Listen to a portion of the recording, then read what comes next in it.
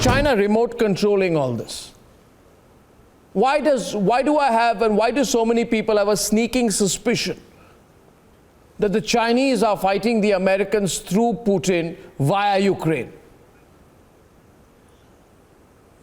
This is Victor Gao. I'm very happy to be joining this very important discussion.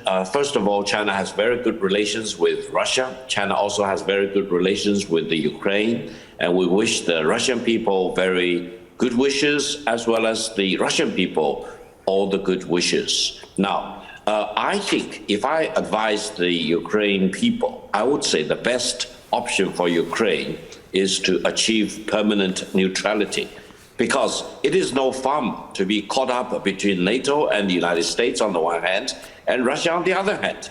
This is a recipe for disaster for all the parties involved. So maybe of great wisdom, of great knowing yourself and knowing every party involved, and you're not talking about small countries as your neighbors, you're talking about very, very big, important strategic countries as Russia.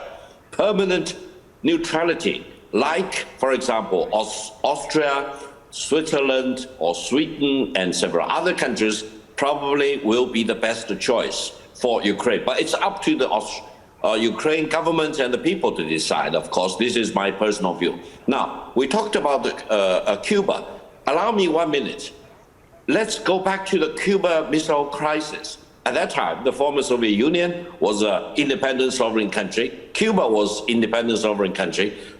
Soviet Union wanted to base missiles in Cuba. Cuba wanted to have the Soviet missiles in Cuba.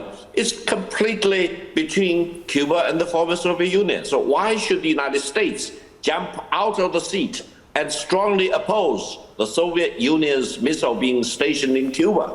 Because the United States, President Kennedy, did not feel comfortable with Soviet missiles based in Cuba. Now, if you use this logic, you will know why Russia today strongly opposes Ukraine to become a NATO member, to have NATO offensive weapons to be deployed in Ukraine. This will be a recipe for disaster for the Russian government and the Russian people. So I think for this dilemma to be broken, everyone needs to know themselves as well as the other stakeholders.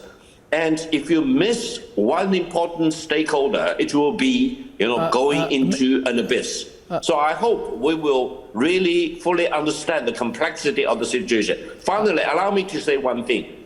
We just now mentioned Joseph Stalin. Allow me to say, Marshal Joseph Stalin was a great hero, saving mankind. Because if the former Soviet Union was defeated by Nazi Germany, or if the former Soviet Union surrendered to Nazi Germany, England or the United Kingdom would be conquered, and the United States probably would be lost.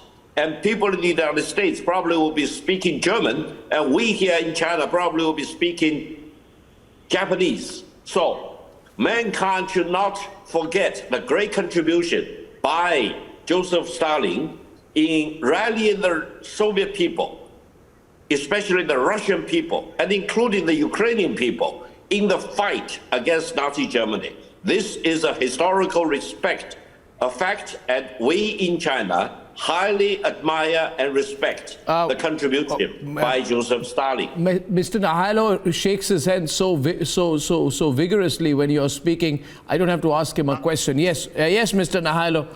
Something that Professor Victor has said has provoked you.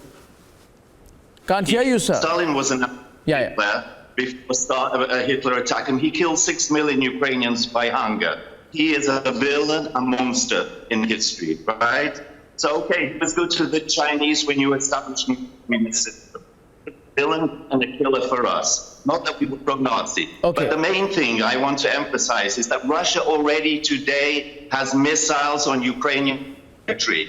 NATO doesn't have it. The Americans don't. We don't want Russian missiles in Crimea, in eastern Ukraine, and on our other borders. And Russia has in its Cuba, part of Russia, in the Kaliningrad Oblast, it already has missiles aimed at Poland, Germany, and whatever. So what are we talking about? Please be honest and not distort the picture in a very selective manner. That's why Ukrainians are afraid. They want independence, sovereignty. They gave up their nuclear missiles under guarantees from, including Russia. And today, they want to live their own life of Euro-Atlantic structures, because that's the only thing that will give them security from a leader, Putin, who doesn't acknowledge the Ukrainians as a separate people and their right to a state. You've heard the Russian spokesman here.